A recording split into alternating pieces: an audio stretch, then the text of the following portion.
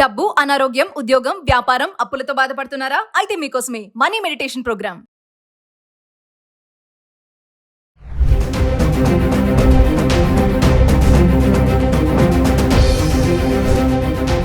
అమ్మ నమస్కారం. నమస్తే సంగీత. అమ్మ, కేంద్ర ప్రభుత్వం కొత్తగా ఏంటంటే ఇప్పుడు సమోసా, జిలేబీ, పావు బాజీ, చాయ్, బిస్కెట్ వీటిని ప్రమాదం మన హెల్త్ కి అని చెప్పేసి ఎయిమ్స్ యూనివర్సిటీతో కలిసి ఒక పైలట్ ప్రాజెక్ట్ ని మార్కెట్ లోకి తీసుకురావాలనుకుంటుంది. అంటే మన జనాల ఆరోగ్యం బాగుండాలి అన్న ఉద్దేశంతో దీన్ని మనం ఏ విధంగా తీసుకోవాలి, ఇది సక్సెస్ అవుతుంది అంటారా? ఇప్పుడు ఎయిమ్స్ అలాంటి ఉద్దేశంతో ఉండడం మంచిదే, కానీ ఎంతవరకు అది సాధ్యమైంది అంటే ఇప్పుడు చూడు, మన సిగరెట్ ప్యాకెట్ ఉంటుంది, అది ఇంజూరియస్ టు హెల్త్ అని దాని మీద ఉంటుంది. కానీ ఎంతమంది కొంటున్నారు? ఇంజూరియస్ టు హెల్త్ అన్నప్పుడు నీ ఆరోగ్యం పాడవుతోంది అని వాళ్ళు హెచ్చరిస్తున్నారు నిన్ను, కానీ నువ్వు వింటున్నావా అన్నమాట? ఓ సిగరెట్ ప్యాకెట్ ఏంటంటున్నావు, కొంటున్నావు, తాగుతున్నావు. అలాగే సినిమాకి వెళ్తే ట్రైల్ పార్ట్ వేస్తారు క్యాన్సర్ గురించి, వాడికి ఇంత పొడుగు కాయలు, ఆ సునీత అని ఎవరో అమ్మాయి, ఎంత భయంకరంగా చూస్తా అనిపిస్తుంది అంటే అది చూడడానికి కూడా ఇష్టపడ. మా మహేష్ అదొకటి.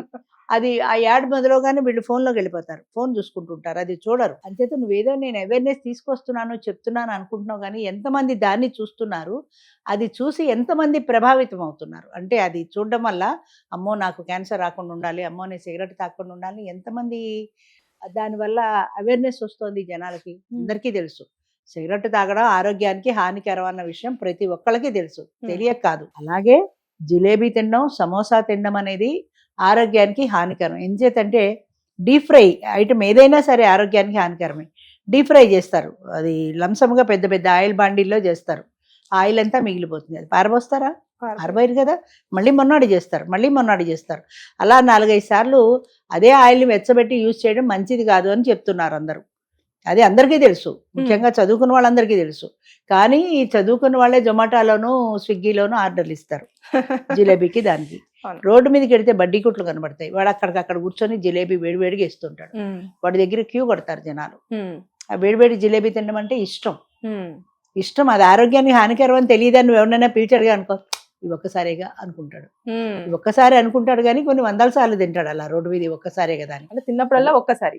సమోసా కానీ జిలేబీ కానీ ఇవి ఏ ఆయిల్ ఫుడ్, డీప్ ఫ్రై చేసిన ఏ ఆయిల్ ఫుడ్ కూడా హెల్త్ కి మంచిది కాదు. ఒక 5 వరకు పెట్టానమ్మా: సమోసా, జిలేబీ, పావు బాజీ, చాయ్, బిస్కెట్.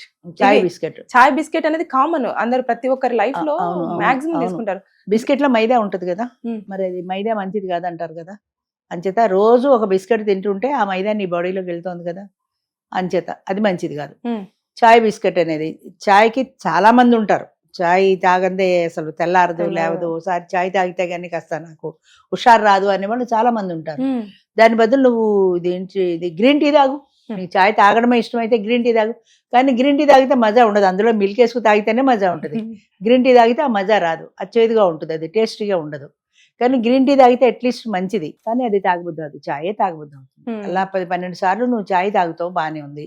కొద్ది రోజులు నీకేమి దాని ఎఫెక్ట్ రాకపోవచ్చు, కానీ 10-12 సార్లు ఒక చెంచా షుగర్ నీ బాడీలోకి వెళ్తోంది కదా. చాయ్ తాగినప్పుడల్లా ఒక చెంచా షుగర్ ఎడుతోంది, నువ్వు 10 చాయలు తాగావంటే 10 చెంచాల షుగర్ నీ బాడీలోకి ఎడుతోంది.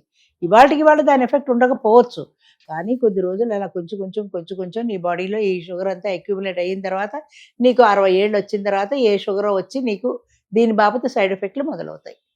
అంచేత 30-40 ఏళ్ల వయసులో మనకి ఏది అనారోగ్యం ఇమీడియట్ గా నీకు రిజల్ట్ కనపడదు, కానీ దీని ఎఫెక్ట్ పెద్దవాళ్ళం అయిన తర్వాత కనిపిస్తుంది. ఎందుకంటే ఈ బాడీలో అక్యుములేట్ అయిందంతా ఆ ఏజ్ వచ్చాక బయటపడుతుంది. అప్పుడు నువ్వు ఒక్కసారిగా నువ్వు మానే చాయ్ తాగడము అంటాడు డాక్టర్. మానగలవా? ఇన్నేళ్ళు అలవాటు అయిపోయింది, మానలేవు కదా, షుగర్ లేకుండా తాగలేవు, మరి ఏం చేయాలి? మరి ఇప్పుడు వీళ్ళు కేంద్ర ప్రభుత్వం తీసుకొస్తున్న ఈ పైలట్ ప్రాజెక్ట్ అనేది సక్సెస్ అవుతుంది అంటారమ్మా? అంటే ప్రమాద హెచ్చరికలు మాత్రమే అంటే అది నాకు ఎప్పుడు అర్థం కాని విషయం ఏంటంటే, సిగరెట్ త్రాగడం హానికరము అని దీని మీద వేసే బదులు అసలు సిగరెట్ తాగడాన్ని ఎందుకు బ్యాన్ చేయరు, సిగరెట్ ఫ్యాక్టరీలు ఎందుకు మూసేయరు? కారణం అని తెలియదు. అంటే బహుశా చాలా మంది అన్ఎంప్లాయీస్ అయిపోతారు, సిగరెట్ ఫ్యాక్టరీలో పనిచేసే జనాలందరూ అన్ఎంప్లాయ్మెంట్ పెరిగిపోతుంది, ఉన్న వాళ్ళకే ఉద్యోగాలు లేకపోతుంటే ఇంకా వాళ్ళు కూడా వస్తే ఎలా అని హెచ్చరిస్తున్నారు, మీ ఆరోగ్యం కోసమని. ఆరోగ్యం కోసం చెప్తే ఎవడు వింటున్నారమ్మా ఈ రోజుల్లో? వాడిని కూర్చోబెట్టి నువ్వు సుక్తిముక్తాళ్ళు బోధిస్తే వినేవాళ్ళు ఎవరు లేరు. పోనీ వచ్చినప్పుడు చూద్దాంలే అనుకుంటారు, విపరీతంగా తాగుతారు, ఎవ్వరు మానరు. ఎవరు దాకాను ఎందుకు? నేనే ఉన్నా, రోజుకి 10 కాఫీలు తాగేదాన్ని, 10, 1-2 కాదు. చదువుకునేదాన్ని, 4 గంటలకు లేచినప్పుడు చదువుకోవడానికి కాఫీ తాగి కూర్చునేదాన్ని. చదువు అయిపోయిన తర్వాత 6 గంటలకి అందరితో పాటు మళ్ళీ ఇంకొకసారి కాఫీ. నేను 7:30, 8 గంటలకు తయారయ్యి స్కూల్కి వెళ్ళేటప్పుడు ఒకసారి కాఫీ. ఈ 3 కాఫీలు అయ్యాక నేను రోడ్డు మీదకి వెళ్ళేదాన్ని ఉద్యోగానికి వెళ్ళిన తర్వాత అక్కడ మాకు పల్లెటూరులో ఉండేది, కాఫీ టీలు దొరకవు, అక్కడ హోటల్ లేదు కాబట్టి అక్కడ నేను బ్రూ షుగరు పెట్టుకుని ఓ పాల ప్యాకెట్ తీసుకుని వెళ్ళేదాన్ని కాఫీ పెట్టుకోవడానికి. దానికి రాజేశ్వరి విలాస్ కాఫీ క్లబ్ అని ఒక పెద్ద పేరు కూడా, నా పేరు రాజేశ్వరి కదా, రాజేశ్వరి విలాస్ కాఫీ క్లబ్ అని పేరు దానికి. ఓ పీరియడ్ వెళ్ళి రావడం, కాఫీ పెట్టుకోవడం, తాగడం, ఓ పీరియడ్ వెళ్ళి రావడం. నాకు ఎన్ని పీరియడ్లు ఉంటాయి అన్ని కాఫీలు, రోజు 5 పీరియడ్లు ఉంటాయి, 5 కాఫీలు గ్యారంటీగా తాగవలసింది. అంత విపరీతమైన పిచ్చి అలవాటు. దానివల్ల ఏమైంది, నాకు 70 ఏళ్ళు వచ్చాక అది ఎప్పుడు పడితే అప్పుడు తాగుతావు కదా, పొద్దున్న లేదు, మధ్యాహ్నం లేదు, సాయంత్రం లేదు, ఎసిడిటీ వచ్చి హాస్పిటల్లో చేరాల్సి వచ్చింది. హాస్పిటల్లో చేరిన తర్వాత వాళ్ళదంతా చూసి ఏదో చేస్తారు, లోపల వేసి లోపల చూసేటప్పటికి ఎసిడిటీ వచ్చిందని, అది బ్లడ్ పగిలిపోయి లోపల నుంచి బ్లడ్ లీక్ అయ్యి బ్లడ్ మోషన్స్ మొదలయ్యాయి. అప్పుడు దానికి ఒక క్లిప్ వేశారు, డాక్టర్ గారు చెప్పాడు నాకు, నీకు అది ఎసిడిటీ వచ్చింది, దానివల్ల నేను దాన్ని మడిచి ఒక క్లిప్ వేశాను, ఇక నుంచి నువ్వు కాఫీ టీలు మానేయమ్మా, తాగకూడదు అన్నాడు. ఒకసారి కూడా కాఫీ తాగకుండా ఎలా బ్రతుకుతాను డాక్టర్ గారు, 10 కాఫీలు తాగేదాన్ని అంటే, ఎంటీ స్టమక్ తో తాకు, పొద్దున్న లేవగానే మొహం కొడుకొని కాఫీ తాగేస్తారు, చాలా మంది తాగుతారు కాఫీ, ఏదో ఒకటి తాగుతారు. అంచేత ఎంటీ స్టమక్ తో తాగదు, ఏదైనా తిని తాగు అన్నాడు. అప్పటి నుంచి మొలకలు, ఖర్జూరు, అలా ఏదో ఒకటి, బిస్కెట్ తింటలేదు మరి, తిని తాగుతాను, అప్పుడు పర్వాలేదు. అలాగే ఈవినింగ్ కూడా ఒకసారి తాగితే ఏదైనా స్నాక్ తిని అప్పుడు తాగాలి. అలా కాకుండా తాగితే, నాకు చిన్నప్పటి నుంచి కాఫీ అలవాటు, 10 కాఫీలు తాగిన మనిషిని 70 ఏళ్ళు వచ్చాక దాని ఎఫెక్ట్ చూపించడానికి 70 సంవత్సరాలు వచ్చింది నాకు, అప్పుడు చూపించింది. అంచేత ఇవాళ కాఫీ తాగేవాళ్ళు రేపటికే నాకు చూపిస్తుంది అనుకోకర్లా, ఆ ప్రమాదం మనకి వయసు పెరిగిన కొద్దీ ఇవన్నీ ఒక్కసారిగా చుట్టుముడతాయి అనారోగ్యాలని. అంచేత చిన్నప్పటి నుంచి హెల్త్ విషయంలో జాగ్రత్తగా ఉండాలి.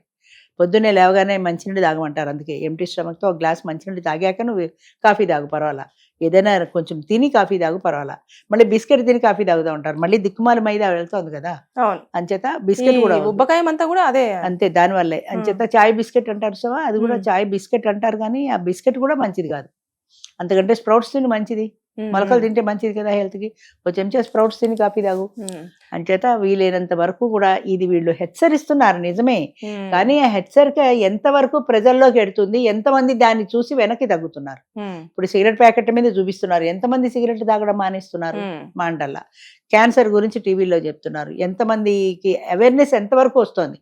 అవేర్నెస్ మనం కొత్తగా క్రియేట్ చేయగల, క్యాన్సర్ మహమ్మారి అందరికీ తెలుసు, సిగరెట్ పొగ త్రాగడం హానికరం అని అందరికీ తెలుసు, తెలిసినా ఒక నిర్లక్ష్యం, నాకేం కాదులే అనే ధీమా, ఈ ధీమాని మార్పించే ఆలోచన ఏమన్నా చేయాలి. అంటే ఇది చేయడం మంచిదే కాదని నేను అంటలేదు, కానీ మీరు జిలేబీ తాగేవాడి చోట జిలేబీ తినడం ఆరోగ్యానికి హానికరం అని బోర్డు పెట్టారు, అది ఎవడు చూస్తాడు, అది ఎవరు చూడరు, కొన్నాళ్ళు పోతే ఆ బోర్డు కూడా వాడు పక్క తీసేస్తాడు.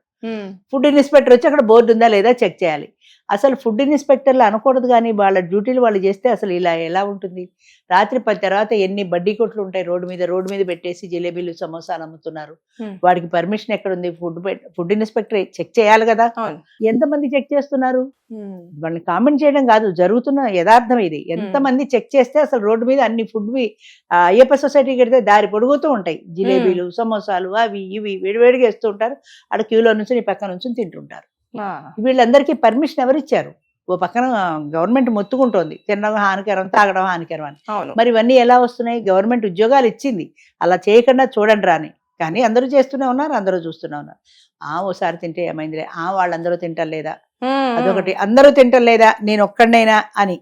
నువ్వొక్కడు కాదు, ఆ 10 మందికి రోగాలు వస్తే నీతో పాటు 11 మంది, అది జాగ్రత్త ఉండాలి కదా. అది అవేర్నెస్ లేకపోవటం కాదు, మనుషుల నిర్లక్ష్యం. ప్రధానంగా ఏంటంటే ఇవాళ నాకు ఇమీడియట్ గా ఏం కాదు కదా, ఇప్పటిదాకా మనము ఆలోచన చేసినాం, కానీ ఇప్పుడు కేంద్ర ప్రభుత్వమే ఒక స్టెప్ తీసుకొని ఎయిమ్స్ తో కలిసి మార్కెట్ లోకి ఇలా పైలట్ ప్రాజెక్ట్ ని రిలీజ్ చేస్తుంది, కాబట్టి మనం ఇది కొంచెం సక్సెస్ అవుతుంది అని అనుకోవచ్చు. పొద్దున్న రిపోర్ట్స్ చెప్తాయి కదా ఎంత % తగ్గింది అనేది. నిజంగా అలా తగ్గితే అది హర్షించదగ్గ విషయమే.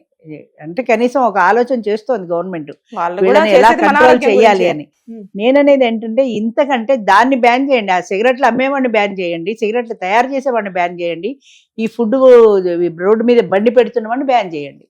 పాప వాడికి ఆధారం అదే కదా, జీవనాధారం అదే కదా, అది పోతుందేమో నువ్వు అనుకుంటే 10 మంది అనారోగ్యం పాలవటల్లా. ఒక్కడ ఆధారం కోసం 10 మంది జీవితాలు పాడు చేయకూడదు కదా. అంచేత అలాంటివి బ్యాన్ చేయండి, సిగరెట్లు బ్యాన్ చేయండి, అది తయారు చేసే ఫ్యాక్టరీలు మూసేయండి. అది ఇంకా బెటర్, ఎందుకంటే అసలు టోటల్లే ఎరాడికేషన్ అయిపోతుంది అది. అలా కాకుండా మనం ఊరికే సూక్తి ముక్తాలు చెప్తే ఎవరు వింటారని నేను అనుకోను. ఎనివి ఆలోచన రావడం గవర్నమెంట్కి మంచిదే. ఇది ఎంతవరకు సక్సెస్ అవుతుంది అనేది వేచి చూడాల్సిందే. Thank you.